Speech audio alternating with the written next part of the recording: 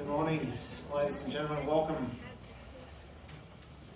Before we commence our time together this morning, I'd just like to say on behalf of the family that there are some here today who will be travelling interstate over the next couple of weeks, and so it's been asked that we just be mindful of COVID restrictions and as much as possible ensure that we adhere to those so that the good health of all can be, I won't say guaranteed, but will be available. Let's just say that. Welcome to this beautiful place, the Stephen Baggs Chapel. It's lovely to be here with each of you to celebrate and remember the life of Brian Charles Goodman, or Uncle Ben as he was called to some. On behalf of Joy, Debbie, Craig and the extended family, would like to welcome you here, and I know they certainly appreciate your love and your support at this time. Now, I've been told by Debbie and Craig that Brian left strict instructions that this service is not allowed to go for more than 30 minutes. So I'm going to do my best to make sure we fulfill those wishes. As I look around the room today, I can see that Brian has been an influence to many people. My name is Dave Jones and I am a civil celebrant here in Bairnsdale. It's a real privilege for me to be here sharing with you at this difficult time. As we gather in this place, there is an opportunity to reflect and to celebrate all that Brian has achieved, not only in his own life, but also in the lives of the people gathered here today, and in the lives of family and friends who are watching us via live stream this morning. These times of remembrance can sometimes be difficult, and they can generate many different emotions. as we come to terms with the loss of a friend, a brother, a father, and a grandfather. I'd like to commence our time together by inviting Anna to come and share a poem entitled The Road Home.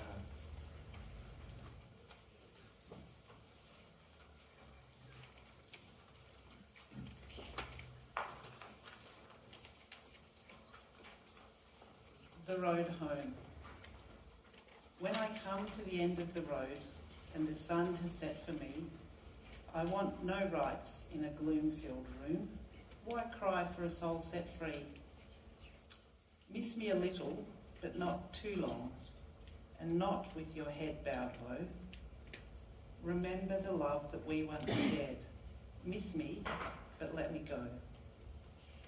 For this is a journey we all must take, and each must go alone. It's all part of the master plan, a step on the road to home.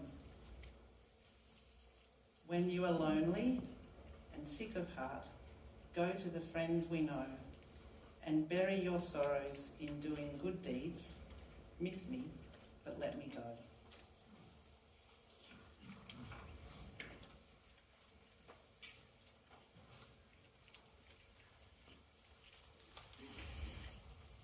Thank you, Anna. They're beautiful words, aren't they? Words that encourage us and remind us that, like life, death is part of our journey that we all must travel. Over the last few days, I've had the opportunity to get to know the family, get to know Brian a little bit better. And I've learned some interesting things about Brian that I want to briefly share with you now before I invite Debbie to come and share in the eulogy. Brian was born right here in Bairnsdale on September the 5th, 1934, to Sinclair and Audrey Goodman. He was the brother of Darren and the brother of Jill, deceased, the father of Craig and the grandfather of Lyndon and Damien. Now, I was interested to learn that throughout his entire life he worked in the same location, 60 years. From 1951 to 2011, worked at a local fruit tree nursery. I've also learned from Craig and Debbie that Brian loved his sport. And although he played many sports during his life, one of his real passions was to watch sport. And not just a specific sport, all sports. In fact, I think one word that Joy, Craig and Debbie all agreed on was that Brian was obsessed with sport. He also enjoyed reading and being out in his garden with his little transistor radio, listening to, you guessed it, sport. Brian loved sport, and Brian loved life. And more than anything, I think Brian loved his family. Craig shared with me one of his memories that Brian was also very supportive, especially during his early school years. You see, like each of us, there were things that Brian valued above anything else. He was an honest man who wasn't afraid of hard work. He had no time for time wasters. And you know, if he was here with us today, I'm sure his words to each of us would be, will you just get on with it? I'd like to invite Debbie to come and share the eulogy prepared by the family. And I pray that the memories that each of you have of Brian will remain with you always and bring comfort to you at this time. Thanks, Debbie.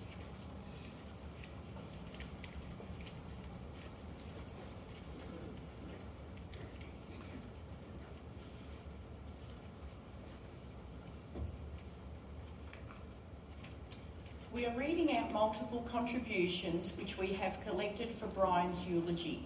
They have been written from that person's perspective. Brian was known to have a few names: Brian, Ben, Benny, Goody.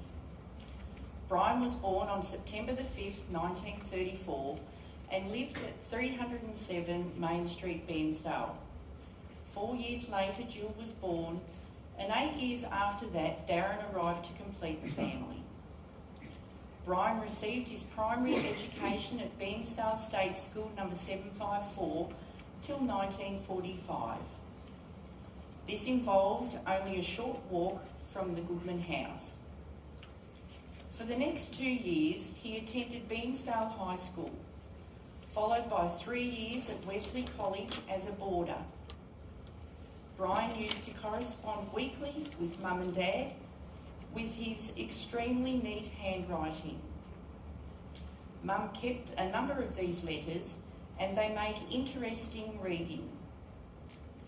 The content barely mentions anything academic or about life in the boarding house. The strong focus of these letters reported things of a more important nature, namely school sport. How well or not well he had played when representing the college. Brian was also proactive with his thinking.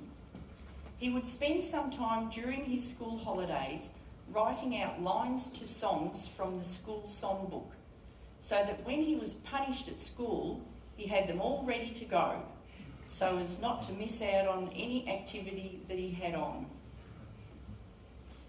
In 1951, Brian returned to Bairnsdale and commenced employment in the family business, CJ Goodman Nurseries. He worked with the family for 60 years, growing quality fruit and ornamental trees for orchardists and retail centres all over Australia. Brian, with Darren, was the third generation operating CJ Goodman Nurseries. In 1951, during the Korean War, the government introduced national service. He was called up to do the compulsory 3 months of training at Puckapunyal and then spent 2 years in the Army Reserve. 1952 was when Brian first met the love of his life, Joy. They had previously seen each other at Sunday school though. Ben first arrived at 106 Gould Street when he invited himself to play table tennis with Joy's kid sister Maureen. This went on for a few weeks. Then one night he asked Maureen when was Joy due home to stay, because Joy was away at school. He turned up to play table tennis on that night, and the rest is history.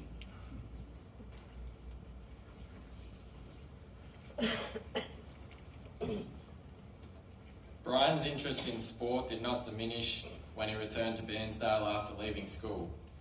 He played fullback for both Bairnsdale and Painesville football clubs. One day he ran the full length of the oval and kicked a goal. Pretty good for someone that was not known for their running. He weighed over 15 stone when he played football. Players that got bumped by him knew they'd been bumped. He played a number of sports such as tennis, badminton, squash, bowls, cricket, table tennis, and quite happy to go dancing as well.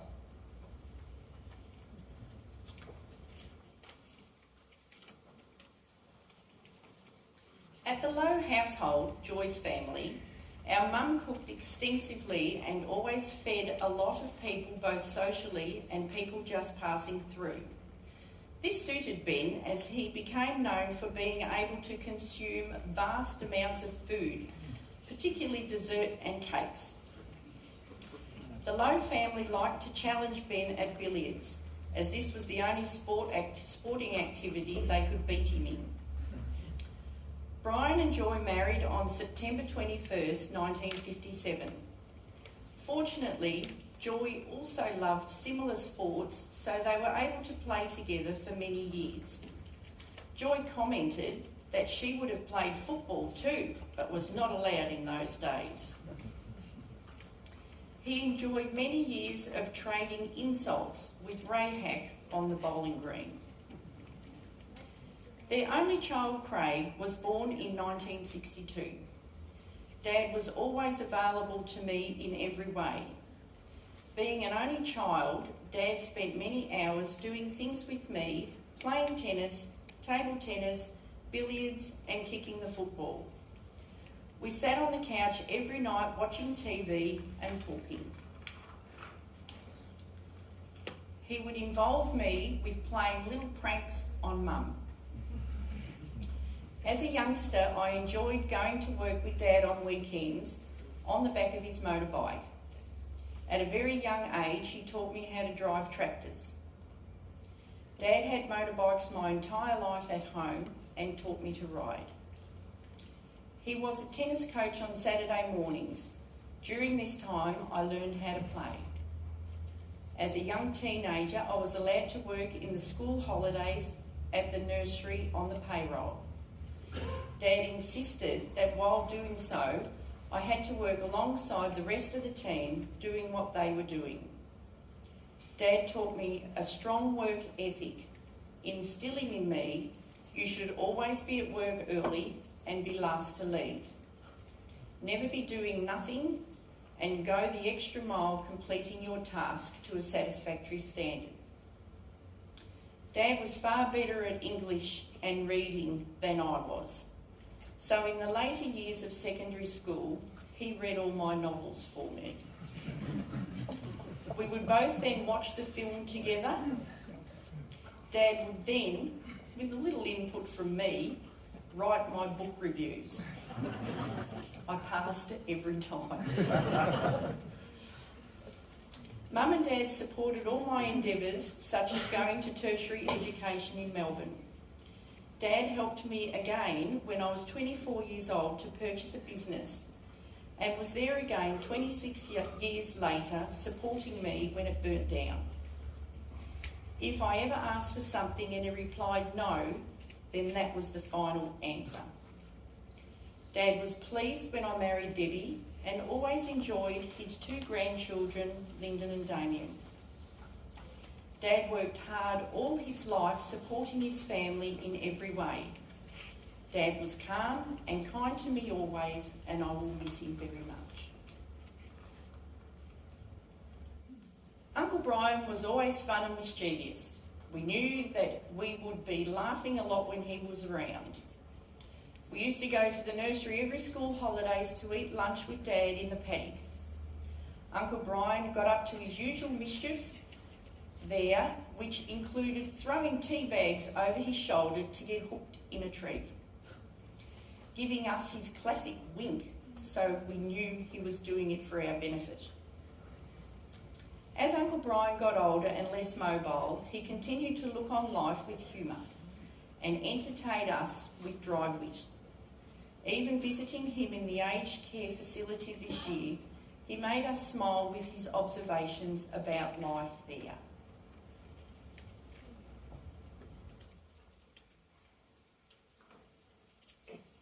I would teach us silly things like how to spit chewing gum out the window of a car to hit the road signs and how to burp on call. He was game enough to take me driving once in his ute at the nursery one day when I was about 8 years old, and I gave him a good scare by drifting the car sideways and nearly driving into the tractor. But I knew I had it under control after playing Need for Speed racing game on the computer for many hours, where I learned how to drift. But Pa didn't know that, but kept his cool anyway. It was great having him as our Pa.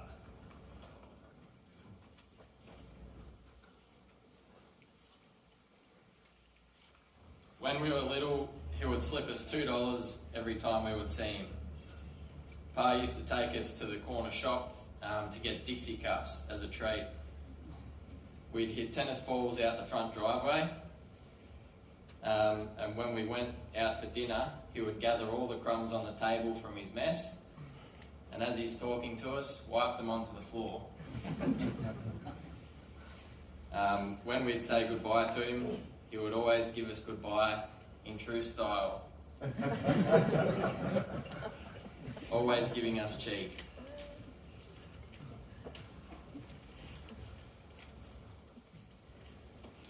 As a young man, Brian loved clothes. He would be dressed well and very fashionable, but always classy.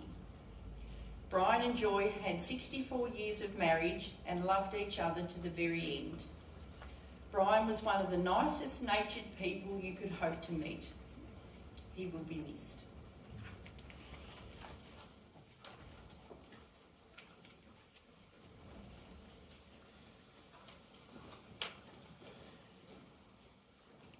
I think you would agree that it sounds like Brian was a bit of a larrikin, and no dull moments at the Goodman household. For everything there is a season, and a time for every matter under heaven. A time to be born, and a time to die. A time to plant, and a time to pluck up what is planted. A time to kill, and a time to heal. A time to break down, and a time to build up. A time to weep, and a time to laugh. A time to mourn, and a time to dance. A time to throw away stones, and a time to gather stones together.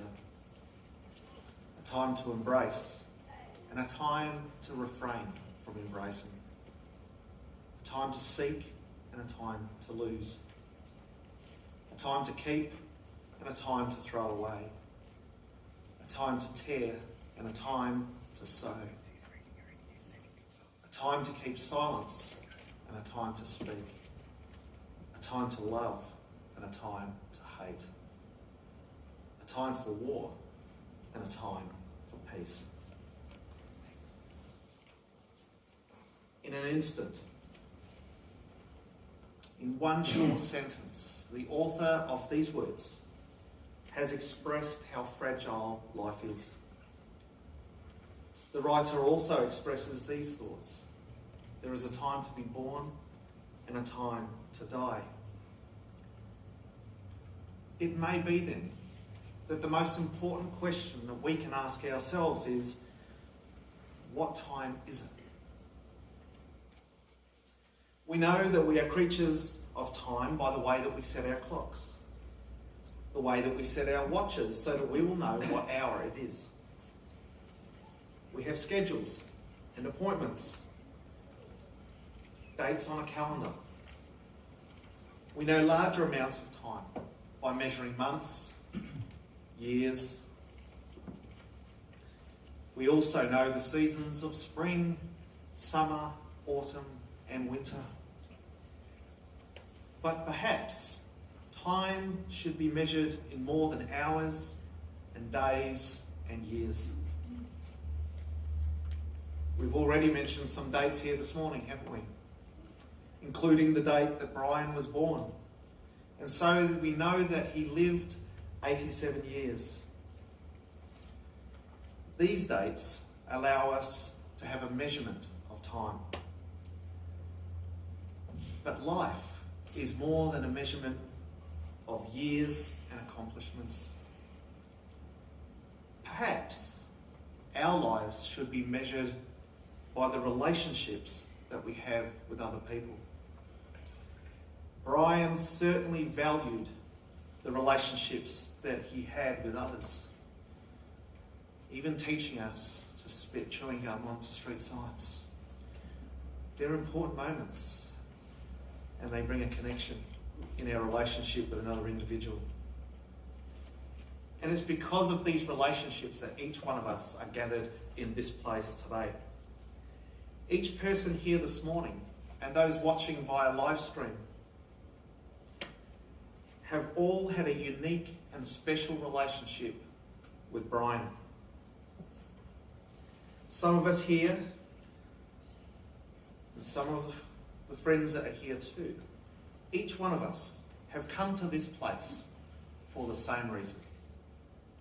To pay our final respects to someone who has impacted our lives in a truly remarkable way. And so this time together is important. And I want to commend each of you for being here this morning.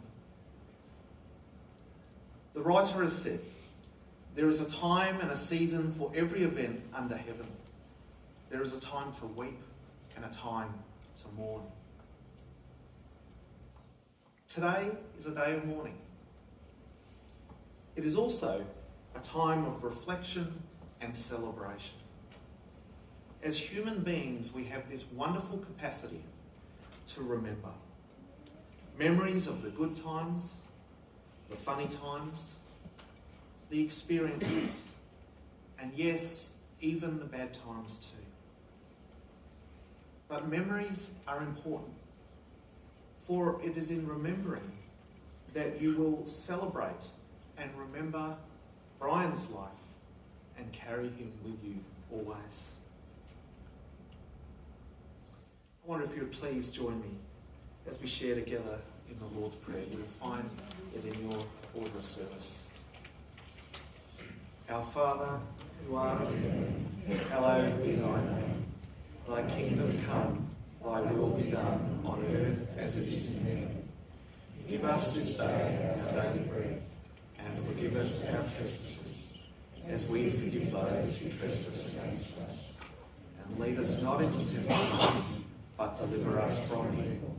For thine is the kingdom, the power, and the glory, forever and ever. Amen.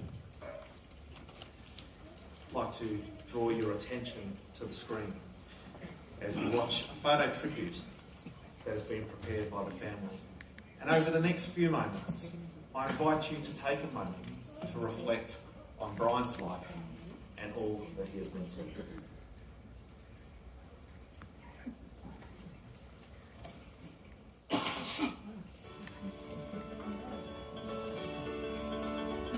Well, you work to earn a living, but on weekends comes the time you can do whatever turns you on, out and clear your mind.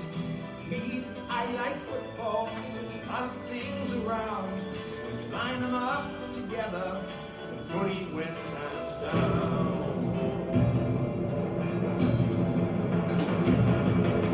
Out there, Cassandra, in there and fight. Out there and Adam, show them your might. Out there, Cassandra, just let them in. Fly like an angel, you're out there.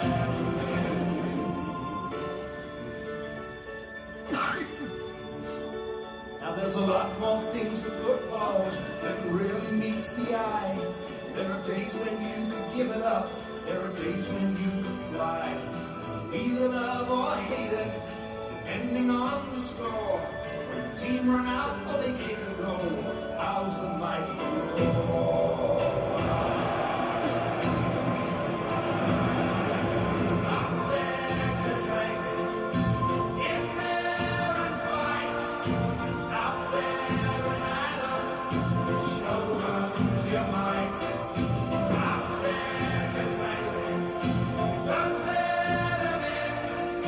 Fly like an angel, you're out there to win. Out there, Cassandra, you're out there to win. In there and Adam, don't let them in. Out there, Cassandra, show them your heart.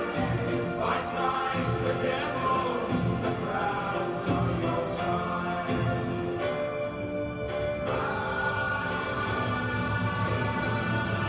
Out there, Cassandra, in there and fight. Out there and Adam, show them your might. Out there, Cassandra, show them your heart. Fight like the devil, the crowd's on your side. The crowd's on your side.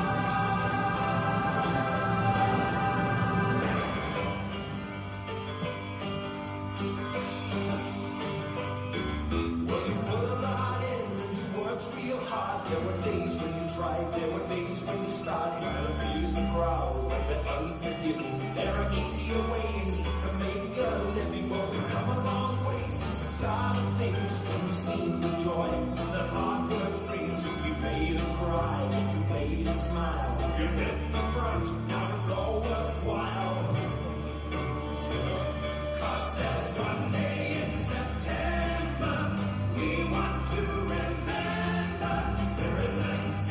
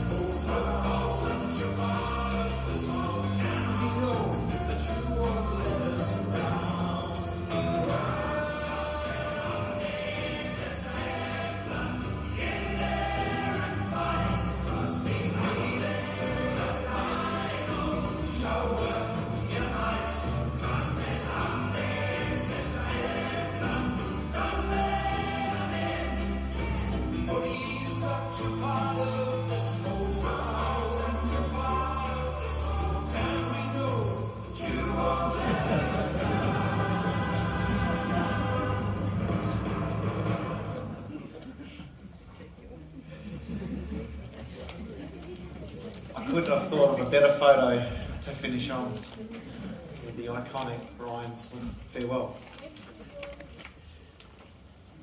Photos are a wonderful way of remembering those who are closest to us, aren't they? It was Frederick Bernard that once wrote, "A picture is worth 1,000 words." And I think he was right when he said this, because sometimes pictures convey a message and share memories in a way that words simply cannot do. Friends, as we leave this place today, I wonder, what memories will you take away? Because it's these memories that are going to remain with us forever. And so Brian will always be with each one of us. Ladies and gentlemen, this concludes our service this morning. And on behalf of the family, I would like to invite you for refreshments at the Riverslea Hotel. You can access the Riverslea from Nicholson Street in the middle of town. And it'll be a great time to continue in a time of sharing and reflection, and sharing the many more memories I'm sure there are of Brian's life. Thank you so much for being here today, and I pray and trust that you'll have a great day.